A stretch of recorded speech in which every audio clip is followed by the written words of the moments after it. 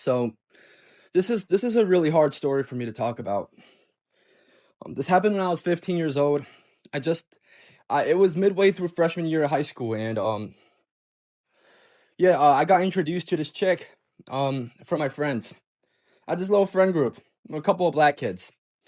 I don't think race has anything to do with it, but just to give you more of a perspective of what happened, of everything that's going on. They weren't like wannabe gangsters. I mean, they eventually did become that, but at the time they were just a little. They were on the little ghetto side, you know what I mean? They were a little bit ghetto. We were smoking weed together and shit, you know what I'm saying? We were kind of on that wannabe ghetto shit, but it was mostly for fun. It wasn't to like actually, we weren't actually trying to be on that gang shit. And yeah, my friend group, my little friend group, they introduced me to this chick. Um, yeah, let's call her Addison. All right, this chick named Addison. She was a Latina chick. And I'm gonna be honest, she was kind of fine. She was kind of fine shit. I'm not gonna lie. I met her on a FaceTime call, a group FaceTime call, and she seemed, she also seemed like she was kind of on the ghetto side too, but not like she was on that hood shit. She still had kind of like a sweet side to her. You feel me? But yeah, she was the same grade as me. We went to the same school. I seen her before, but this was the first time I actually talked to her. And yeah, basically, I started talking to her on FaceTime, and we connected pretty well. We became friends basically in the first hour of us talking with this girl. And yeah, eventually we were FaceTiming every night. Sometimes I would just FaceTime her. Sometimes we'll be in a group chat FaceTime. And for that whole week, I was talking to her every day. And sometimes I'll even talk to her at school. And honestly, I felt like she liked me. Not even just liked me as in she would let me fuck her. You know what I'm saying? She liked me just talking to me. And I like talking to her. So I thought everything was cool, right?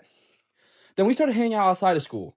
All right, we all started to pull up to our homeboy's house. We would smoke weed together, play games together, just do a bunch of bullshit, freestyle together. You know what I'm saying? We're just doing some bullshit. We're having fun. We were having fun. But then after around a month of us just hanging out and kicking it, I started really noticing the type of person she was. She started revealing herself, a lot more. Started revealing more about herself. She was a bop.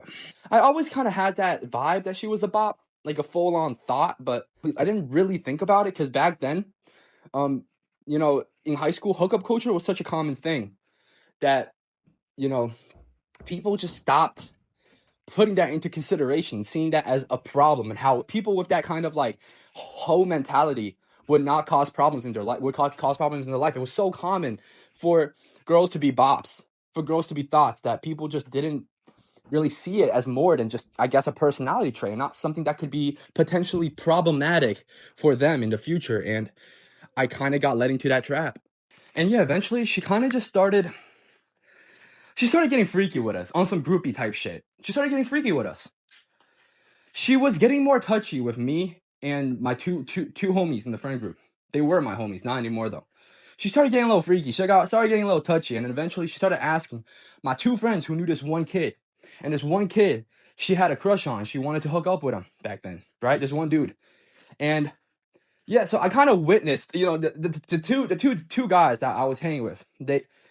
They were obsessed with this chick. Like this chick, they were obsessed with him, and I kind of was in the same loop. I liked her too, right? I wasn't like as obsessed as them, but like my homies, they were brothers. They were in the same crib. They let this dude pull up, and literally, I'm dead ass, bro. I'm dead ass, bro. One of the homies let his friend crack this fucking chick, this Addison chick, in his bed. Okay? He let her use his bed to get cracked by another dude. I did see it as a problem, but remember, I was kind of always high off marijuana, so I never thought more than just type shit. You know what I'm saying? I was completely brain rotted by substance abuse. Yeah, but God, this is so embarrassing, dude. Like I wish, like, if I was sober, if I didn't smoke copious amount of marijuana back then, I would have instantly dropped everyone in that group after this happening, and I would have just left. I would have just done my own thing, but I was a horny teenager and who was mind fucked by marijuana abuse, okay? God, he after this chick got cracked, all right, the motherfucker who cracked her walked out, like, he walked out, and I don't know, he just looked a little bit like he had a very platonic face, and he sat down, and the Addison chick, she basically said, yeah, after she got cracked, she said, yeah, I gotta go home, right? But she then proceeded to start touching up on us, and she kissed my homie. Not the homie that let her use the bed, but the other homie, which was the guy's brother, and kissed me at the same time, both of us. That shit was fucking humiliating, bro. I'm gonna be honest, it was humiliating. And now when I think about it, it's humiliating. But back then I was so mind fucked off of substances that I just thought it was, I thought like, damn, okay, tell you shit. We got a groovy shorty. God, I was such a fucking dumbass, dude. Yeah. So basically, yeah. She did that humiliating ass shit. She kissed me and my homie after getting smashed by this guy. I had two other guys' mouths on me. God, that was disgusting, dude. Like, yeah, I like femboys. I be smashing dudes, but only femboys, not masculine boys. And I had two different masculine men's saliva touch my lips that day. God, I wasn't even gay then, dude. Yeah, so I was so mind fucked by marijuana that I didn't think much about it, and my friend was also the same thing. We were both just a couple of fucking retards. The guy who cracked her, he after that, we pulled up on him. He didn't know that we kissed her after he cracked him. What the fuck is wrong with me, man? Dude, I just wish I never touched anything, man. I just wish I stayed sober my whole life, man. Fuck. It's so embarrassing, bro. Yeah, basically he told us that he couldn't nut. Like he just stayed softing her. He just couldn't nut, so eventually he just left and just walked out of the room. And we were just like, oh, okay, yeah. He was the only person in the room that was sober. We were all, me and my two homies, we were all just constantly high. But the guy who cracked her, he was a sober dude. He was black as well. He's a black dude, just to give you insight. He was sober. He doesn't use marijuana. He's a respectable guy. And then after we mentioned that she kissed us on the way out, this motherfucker just like said like, yo, what the fuck is wrong with you guys? He said like, yo, you basically just let this hoe own you. Like you let this bitch own you. He just called us a cuck. And I was just staring at my homie. I was like, yo, low key, yeah. I was like, yeah, low key, yeah, not facts. Like that was kind of ridiculous. And he was like, yo, y'all nasty as fuck. Like y'all really bro, that shit gay as fuck, bro. And then this motherfucker just caught us a bunch of like gay, he just caught us gay, and he said like, bro, like, nah, this dumb weird, bro. I'm dipping, and he just left. And me and my homie was just standing there, and we were just kind of dumbfounded by the whole situation because we couldn't even process the whole situation because we were just always so fucking high off marijuana. We were just completely just dumb. We were retarded out, all right? And then after we smoked some more weed, and then we completely forgot about the whole situation, and then we kept talking to this chick. Oh my god, dude. It's so ridiculous, bro. Yeah, we kept hanging out with this chick, with like other people. She's still staying in our friend group, and I don't know why I knew why I kept doing it, because I had feelings for this girl. I liked this girl. I always kind of did like this girl, but, I felt like it was kind of weed-induced, like, stupidity. You know what I mean? My weed-induced unawareness of my surroundings. I feel like it was a mix of that and also a mix of me already catching feelings for her before, she did all of this crazy shit. Since I already caught feelings for her, I was kind of, like, blind from, like, from love in a way. You know what I'm saying? She did that, but I just let it slide. You know what I mean? I knew it was wrong, but I felt like I let it slide because, like, I liked her a lot. And I felt like there's still a chance that I could still, have her as my girlfriend, right? And I just completely ignored it because I was so used to this fucked up hookup culture shit. I've been around this shit since, like, early middle school. So I just thought it was all normal. God, dude. And yeah, she was such a hoe. She was such a hoe. And, yeah, after that, we just kept hanging out like it's normal and shit. And the next week, she randomly we were hanging at my crib, right? We're chilling at my crib, and she randomly just started, like, she sat next to me, and she started, like, touching my leg and shit. She started, like, flirting with me and shit. And my other homies was in the room, and then she basically, like, she whispered in my ear if I'm trying to get it on. She didn't exactly say, like, oh, you want to get it on, but, it's something along the lines of that. And that's when I was just like, boom, yes, finally. I had my chance, right? I've been wanting to do this for so long, and I thought like, my innocent, not completely innocent, but my like crush, love-driven mind. I always been a lover boy, but I was in the wrong environment to be that kind of guy. God, yeah, basically I told my homies to leave the room, and one of my homies took a picture of us in bed together. I noticed, but I didn't really care. She didn't notice. He took a picture of us in bed together and thought it was funny, right? He laughed and he took a picture, and he was like, "Yeah, bro, have fun." God, it's I did not have good friends back then, man. And yeah, we hooked up, and mind you, she was the one who made the first move. She whispered in my ears if I want to get it on, and I told my homies to leave, and she got on top of me, and we started making out, and then, she gave me a BJ. You know what I'm saying? It was good. I I busted, you feel me? It was good. But then, after that, we hung out like an extra 30 minutes, and then we all went apart, went our own ways. And after that, the next day, I asked her if she wants to hang out, just us. She pulled up to my house, and I went to the basement, and she was just sitting there on her phone while I was working out, because like I was just gonna work out, but I wanted her company. I thought my dumbass brain, weed induced retarded brain.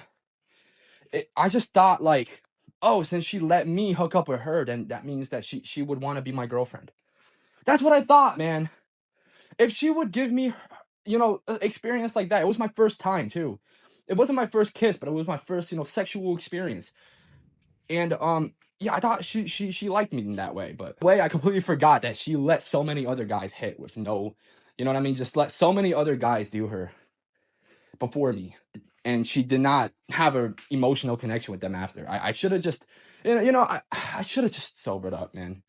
I should have just thrown that weed shit out long before I even, got into a daily smoking phase. Oh God, dude.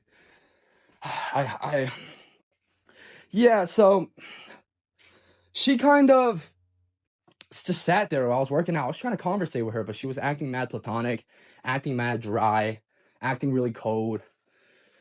I ignored it because I thought like maybe she's having a bad day. Like there's no way she's just gonna like treat me like shit now after we just did all of that. She just took my first experience. And no way that would happen, right? That's so unreal. That can't, people can't be that evil to like, take my first experience and then just, completely start acting like a dick. But yeah, she basically just sat there and just kind of ignored me when I was trying to talk to her. I was asking her what's wrong. I was trying to be nice. You know what I mean? I was trying to be kind. I was trying to ask her what's wrong. I was trying to help her through whatever I thought she was going through. But then after like 30 minutes of sitting in my crib, she says, "Oh yeah, some guy is picking me up." And then I just froze. And I was like, "Guy? What guy?" And she was like, "Yeah. Yeah, some guy's just picking me up. I gotta go." Mind you, she didn't even say more than like 5 words to me at once in that whole 30 minutes until she said, "A guy is picking me up," which is like 6 words. And yeah, she responded with me like saying what in a shocked face. And she was like, "Yeah, like, what do you think this is?" She asked that, "Yeah, what do you think this is?" When I got shocked when she said that a guy was picking her up. And I sat there silent. I sat on the bench in my basement, the bench press chair, and I just stared. I was high. I was basically high my whole entire high school. I was basically high, like a chain high. Like every day, every second of the day, I was always smoking on something. I sat there after she said that. She kept typing on her phone, trying to ignore my existence, I guess, and I just sat there.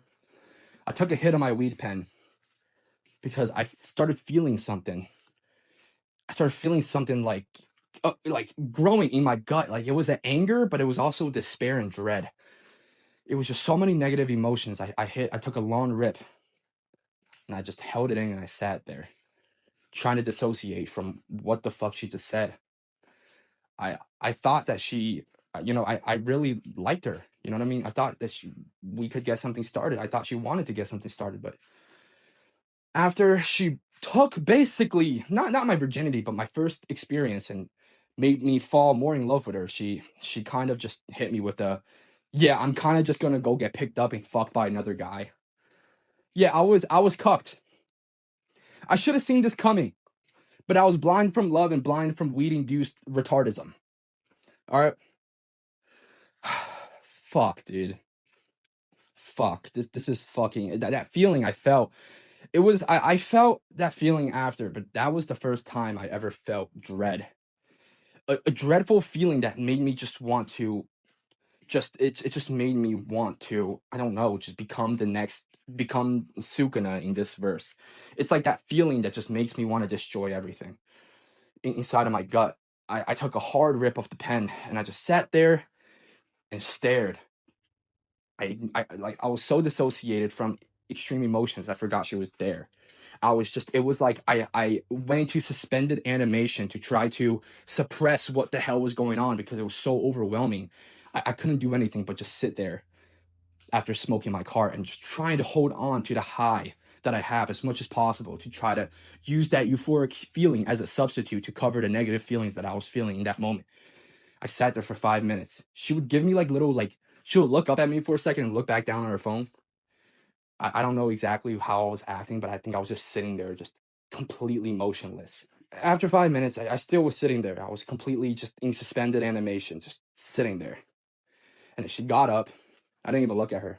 I just kept looking at the ground. And she said, yeah, I'm going to go now. Cold, cold, cold. And she said it in such a cold voice.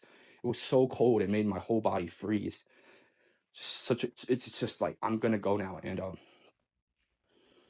yeah, I kind of just, I just kind of said, okay.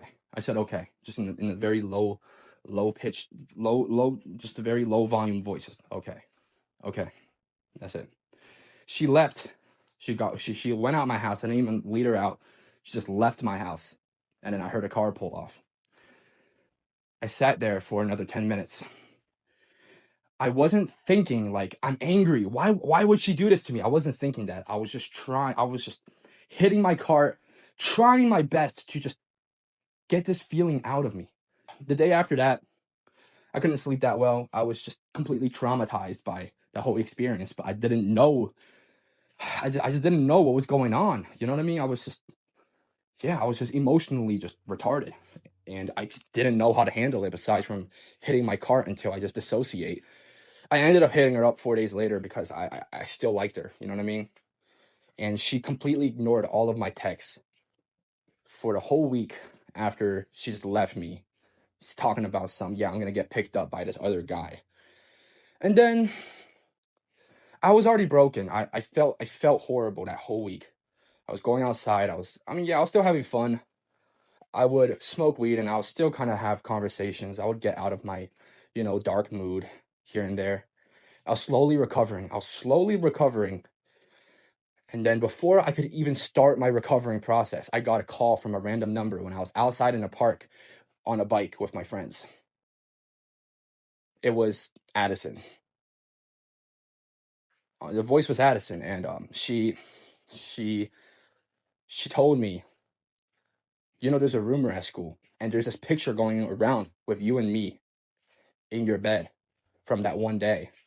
That picture has got around, and there's a rumor about that we were hooking up and we are doing stuff with each other. And I was like, there's a picture, and I remembered the picture that my friend took. I just sighed. I'm like, okay, and she was like, yeah, I don't want my image to be ruined. And mind you, I didn't even have a bad reputation at school. I didn't even have a bad reputation. First of all, it was freshman year. We were both only 6 months into high school. I actually had a great reputation. All right, I used to be on this bike team. I used to do BMX shit. I used to bike with all the popular kids back then. I was in that group a lot. I was hanging with them a lot. And yeah, she just said she doesn't want her reputation to get ruined. And I was just so exhausted. Like when I heard her voice, I was so exhausted. I couldn't even fight. I couldn't even do anything. I was just like, oh, okay, well, I don't know what to do about it. You know what I mean? I just sounded tired. I had no fighting me, And she was like, yeah, well, I want you to get rid of that rumor. She said that very sternly. I want you to rid that rumor. Get rid of it. Make it disappear. And I was like, I raised my eyebrow. And I was like, how the fuck am I supposed to do that? Mind you, my boys were all listening. The people I was hanging with were all listening. They were just like, they had wide eyes. They were just like, what the fuck? They were, you know what I mean? And I was just like, I can't do that. And she was like, well, you have to. And I was like, why? Why is it, why would it make you so stressed that there was a rumor about that? I didn't want to hit her with the, you're a bop. You've been fucking with guys, multiple guys, multiple times. Like, why are you stressing about me? You know, I was trying to say that. Like, she already has a bop, you know, she already has a bop reputation. And I just don't know what she was. I don't know. I was so confused, man. I was just so confused. And yeah, basically, after I said, I don't know, I can't fix it. That's not possible, right? And I can't get rid of that rumor. It's not possible. It's literally impossible for me to do that. There's literally no way that I can do that. After I said there's no way I could do that, that's impossible, which literally it is impossible. You can't just get rid of a rumor because someone told you to. It's like trying to fight God. It's like trying to change the laws of the universe, trying to change how gravity works. You can't do that. And God, after that, she said something that changed my life forever. She said, you know, I got a lot of guys arrested for purple fruit. Okay? If you guys understand, you understand. If you don't, then I don't know, you're stupid. She said, right after I said I can't, she said, I got a lot of guys arrested for purple fruit. And I was like, what, why are you telling me this? I felt my nerves just tightening and I felt a shiver. And she was like, yeah, I can just go to the police right now. I can literally just go to the police and tell them that you purple fruit me. And I was like, but why? I started shaking, like my voice was shaky. I was terrified. I was like, why would you do that? And she was like, well, I don't know. Because you won't get rid of the rumor. I was like, oh my God. I literally said, oh my God, like in a shaky voice. I realized that my life was over. And I said, okay, I'll try. And she was like, yeah, you better try. And if I don't, you know, she said, God, I feel the fear. I feel the shivers. Right? Fuck, it's like PTSD, man. Fuck. She said, if the rumor doesn't go away soon, okay, if it doesn't go away soon, she just said soon, not like when, but just soon. If it doesn't go away soon, you should expect police at your front door. She said that shit. And she said, like, yeah, if it doesn't go away, I'm literally fucking up your life. Like, your life is fucking over. Like, I'm literally gonna destroy your whole life. And then she hung up, and then I just stood there, and I was shaking violently. I was sweating. I was like, and the only thing my mind could conclude to, as a 15-year-old boy who was mind fucked by marijuana, the only thing I could conclude to was, there's no way out of this. I must end it. That's it. It was a plead of escape. It was something so traumatizing that my brain had to conclude to ending my existence. I ignored my friends. They were all like screaming, like, what the fuck, dude? Holy shit, right? They were all like bugging out, and I just biked home, ignoring all of them. I went home, sat down, smoked some of my weed cart, but the weed just wouldn't get this feeling out of me, this feeling of dread, this feeling of needing to end it, to escape what is going on right now. This feeling was so potent. God. I decided to hit up my plug and ask him, you got some narcotics, man? I'm stressed right now and I just need some crazy shit. And the plug said, yeah, I got some oxys. I only got oxys right now. And he said he got the 10s. It's not that strong, but if you dice it up, you know what I'm saying, you can find a way to really get a kick off of it. And he asked me if I ever took narcotics before. I said, nah, but I need that shit right now. He's like, word. Yeah, I'll slide through your block, right? I got you. And he was like, yeah, so like, you never took that shit before. 10s, you should be feeling a kick from 10s if you never tried that shit before. I was like, word. I pulled up with $20 and I got a bottle. It was pressed shit. There was no prescription. It was all pressed pills. That shit was not real oxys, bro. That shit was not real. God. This feeling I had when I had the bottle in my hand in my room with my door locked. I wasn't planning on, you know, going through with ending my existence, but I just wanted to get this feeling out of me, this feeling of dread.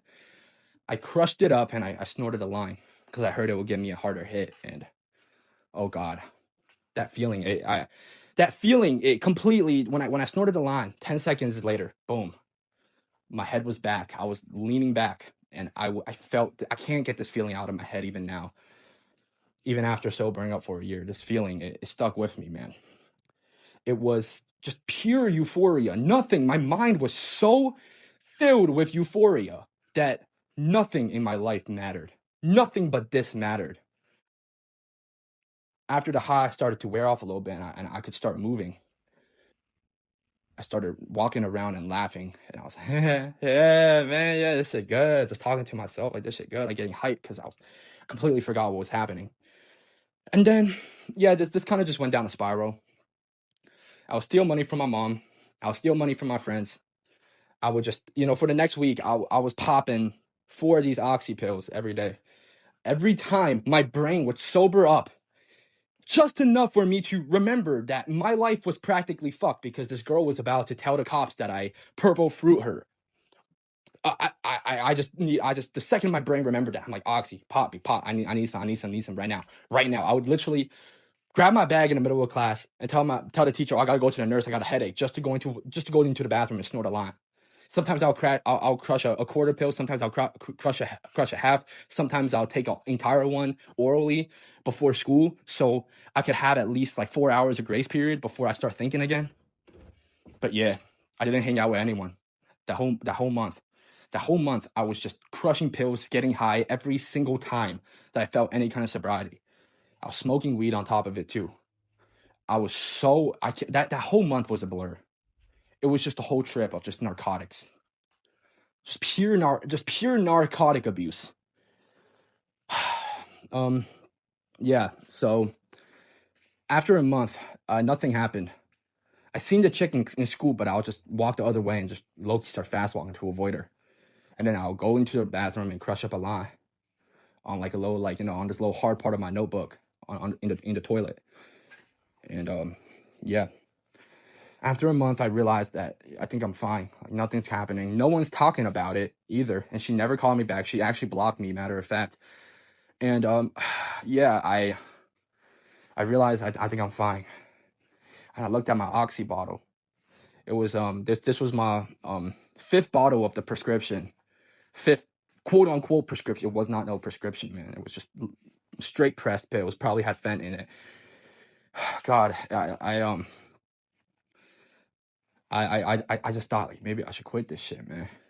But I was so deep into my addiction that 4 hours without just some kind of narcotic, extreme, like heroin, like high, I just can't live without it, man. Fuck. Just I just kept using it, even when I said I wouldn't use it when I'm high. But then the second I sober up, I just needed it. I didn't really have much friends. The 2 kids that introduced me to her, they just kind of stopped talking to me. I didn't really have friends. I didn't really have anything but the drugs. And then I just kept using. I kept using. And I almost overdosed. This was 4 months after. I don't think this was an overdose, but I remember my vision going all like static. And then I woke up on the floor with a little bit of foam coming out of my mouth. That's when I decided I needed to quit. I threw out the oxy bottles and I bought an ounce of weed. And this was when I sobered up from narcotics and I just stuck to weed. It was hard, but after I foamed out the mouth, I think that was a seizure. After I had that I don't think it was an overdose. It was a seizure, actually. I must digress. I was about to be 16 years old. I was going to sophomore year, and I quit the oxys. I finally kicked it. It took a lot of mental fortitude, and after I quit, I started, and I just started smoking a bunch of weed. I was smoking a lot of weed. I was smoking like easily 2 grams a day. Not on top of carts. When I had carts, I would mainly just smoke carts. But when I had bud, when I didn't have carts, I would just smoke like 2 grams of bud per day. And I was hiding it all from my mom, so I was always just outside in the middle of some random woods in the back of like some industrial, it's just like one of those wood areas. I'll just be there for most of the day, just getting high as fuck off of weed and trying to like meditate and trying to like get the feeling of needing narcotics away from me. Yeah, I sobered up from narcotics, but pretty soon the next year, I got into the wrong crowd again and started using heroin. It wasn't the injection, it was the powdered. It was called the White Dragon, but it was a dark place for those 2 years, but almost 4 years actually. Throughout my whole high school was just pure drug abuse, and it all stemmed from that chick. It all stemmed from Addison. If I would have just stuck to weed, if she didn't completely destroy my life. Man, this was hard to talk about, man. Fuck. Damn, this was a long video too. Jesus, guys, I hope you guys took something out of it. My lesson for you guys, man, is just please be careful with the crowd you hang out with, man. Please, just God, man, just I really hope I just listen. I really wish I listened to my mom, man. I just wish I just wish I was just one of that loner, like one of those kids with no friends, man. I just wish I just never had friends. I did eventually find good friends after I got out of rehab. When I got out of rehab and I'm sober, I'm a year sober now. I did eventually find some friends, but now I feel peace in solitude, and I have good friends, but I only hang out with them once in a blue moon. But whenever we do hang out, you know, it's very good. I have a good life now, but I'm mainly just alone because I feel safe. I feel in control when I'm alone. Yeah, please be very selective with who you give your attention to. Not money, all right, not status, not money, not beauty, but personality. All right, be very selective personality wise with who you hang out with. All right, don't let the halo effect get to you, man. The halo effect is very dangerous. You could end up with some psychopath just because you thought he or she looked good. Yeah, this is kind of why I'm an incel as well. Actually, a volcel. I refuse to have sex with women. I refuse. I had sex with women after her when I was high, but when I went to rehab and I sobered up, after I sobered up, I refuse to get intimate. I refuse to get romantic with women. I want to change that somehow. I'm going to therapy. I'm working it out with my therapist. Hopefully one day I can finally allow a woman to touch me. Maybe one day I can finally allow a woman to love me, but I don't know. It's not, I'm not guaranteeing that my body would allow a woman to touch me. This is why I like femboys. Femboys are closest to girls. I am a straight man, biologically, yes. But I can't, like, no jokes, man. If the cake has a candle, that's the only way I'll eat it. All right? Because the penis almost gives me a sense of safety. It's like, yeah, this, you know, it's not a girl. He's not going to put me in danger again. You know what I mean? He's not a girl. I'm safe. I'm safe to get intimate with him. I'm safe to get romantic with him. You know what I mean? The only people that I would get romantic with now is femboys or trans girls, because I simply think that the vagina is a trap, and it's not even my morality. It's not even something I think. It's something that is deeply imbued into me through years of trauma and years of drug abuse. Please, man, be selective with who you give your attention, and please don't ever fucking touch drugs. Alcohol, marijuana, nicotine, oxys, heroin, which is pretty fucking evident. Don't touch any of that shit. Stay sober, stay cold turkey. If you want to get high, drink a fucking cup of coffee. This drug shit, it's the most potent type of natural selection nowadays, all right? If you want to become the victim of natural selection, you just do drugs. All right, if you want to basically end everything you have in your life, end everything good, do drugs. But if you want your life to be better, if you want to feel happiness, don't fucking touch it. My whole life got ruined. My whole life got ruined because of drugs. It wasn't girls. It wasn't girls as a whole. It was that girl. But if I just wasn't always high off marijuana, if it wasn't glorized, and if I didn't follow the glorization of marijuana, I would have never been in that situation. I would have had enough brain cells to you know, conclude that this girl was not worth hanging out with. But I was consumed by dopamine. I just wanted to smash, and I don't know. Don't do drugs, man. Don't fucking do drugs. Peace.